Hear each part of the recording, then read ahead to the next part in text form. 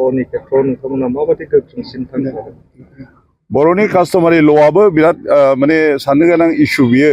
आङो जेब्लानो रायलायो होनबा बे सोमोन्दै बुंथिबोगासिनो दं जे 2019आव सिगांनि बिटिसि खुंथायनि मददआवहाय जोङो बेखौ जोबोद खस्थ' खालामनानै बिजाब महराव फोसावनो हादोंमोन नाथाय बियो माने कमप्लिट नङा ओरैबायदि जे बाहाय खुनु डेफिनेसन गैया जेरै बाद होननानै बुङोबा अंगरबाद दाउखिबाद एफा एनै बुंनाय दं खिन्थु बाद सोदोबा बबेनिफ्राय फैदों बा बेफोरबादिनो दाय दस बेखौ खालामनांगौ होननायनिबो आसलते इन्टारप्रिटेसन थानांगौ ल'आवहाय दा आयेनाव दा बे गैया आरो माखासे बेबादिनो सोदांनांगौ माने सोदेरनांगौबो दं आरो माखौबा माने उइद्र'बो खालामनो गोनां दङ बाहाय 16टा माने 16 बे गुबुन गुबुन कास्टमारि ल' जेरै गार'फोरनिबो दं बा नागाफोरनिबो दं बा जेरै जोंहा 1915आव गिबि बिजाब महरै दिहुननाय लिखंखलानि जे बर' फिसा अ आयेन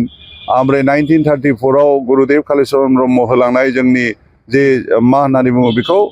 बर'नि पान्डुलिपि जेरावहाय 126 126 बाव दफा दङ माने क'डफोर दङ आरोखि मा माने समाजाव थांनानै थायोबा दाय दोस जायोब्ला गोरोन्थिफोर जायोबा बोरै सोदांनांगौ बोरै एक्सन लानांगौ बेफोर दङ दा बेफोरबादिनो आरो बेबादिनो जोंनि जायगाबो जेरै क'क्राझारावबो दंमोन आरो जों माने आफार आसाम बा बे मा होनो बाक्सा एरियायावबो दंमोन बा ओरै गसाइगाव परबतजरा बेफोरावबो आलादा लकेलाइज भाबैबो समाजखान्थि बेबायदि बिजाब आगुआव दिहुननाय दंमोन दा बेफोरखौबो ज' खालामनानै बेखौ दिहुननाय जादोंमोन समाजखान्थिखौ 2019आव सेबखांनानै नाथाय बेबो बर'निसो आरो माबा गैया डेफिनेसन गैया दा बेखौ मावनांगौ जोङो सिगां सरकारनि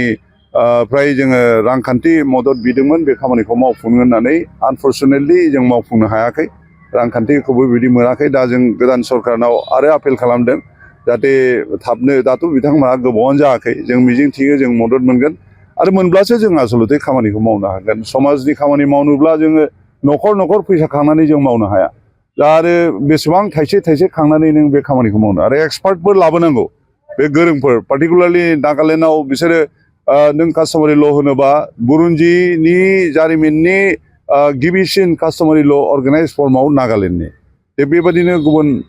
हाजोनि जे जनजातिफोर दं बिथांमोननि कास्टमारि ल'आ जोबोद नायनो गोनां दा बेखौ खालामनांगौ सोदांनांगौ आरो बेखौथ' मोनसे गिदिर बाथ्रा जाहैबाय जों मिथिनायाव बेखौ बड'लेण्ड इउनिभारसिटिया अलरेडि ल' कर्सआवबो सोबाय दा जोंहा इंलिस गैयैखायनो बिथांमोनाबो दिगदारि जानानै दं बे ल' कलेजनि प्रिन्सिपालानो आंखौ बुंदोंमोन जोंनावथ' सिलेबासाव दंसै जोंनो बे बिजाबखौ नांगौ होननानै दा बेखायनो बे खामानियाबो प्रायरिटाइज होनानै जों मावनांगौ माने गड उइलिं जों बेखौ मावफुंलांनो हागोन आरो आं सानो जे बर' समाज आफादा बेखौ जुदि गोख्रोङै खालामनानै गालांनो हायोबा बेखौ बिराद माने फैगौ आथालनि मानसिफ्रा बयबो गोसोखांगोन आरो सबसे गिदिरसिन बाथ्राया खालि दिहुननाय नङा बेखौ जों कडिफाइबो खालामनांगौ कडिफिकेसना मा होनबा जोङो बेखौ आयेन महरै जेरै पार्टिकुलार लेभेलसिम जोंनि समाजखान्थिया जुदि रेसपन्सिबिलिटिखौ डिसिसनखौ लायोबा बे कर्ट अफ ल' जेराव नर्माल बिसार माबाफ्राव आदालतफ्राव थाङोब्ला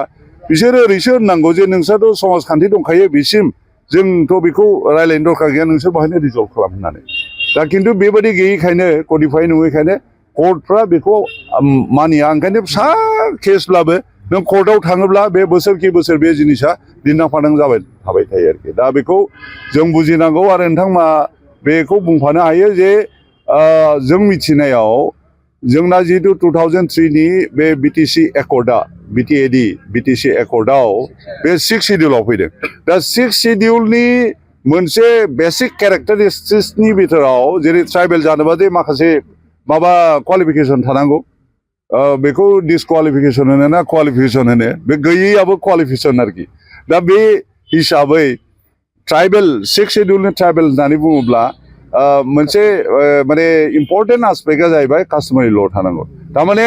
मैया सोरबा सासे सोद्रोमा जोंनि गेजेराव बुंदों आरोखि जोंना जेरै दं बिदि नङालै बर'फोरना ट्राइबेलफोरना एसे उल्था जानांगौ होननानै हाबाफ्राव जुदि क्लकवाइज गिदिङोब्ला जोङो एन्टि क्लकवाइज गिदिंबासो ट्राइबेल होननानै बुंजागोन बे टाइप आरोखि दा बिनिखायनो आं बुंनो लुगैनाया बेनो जे बे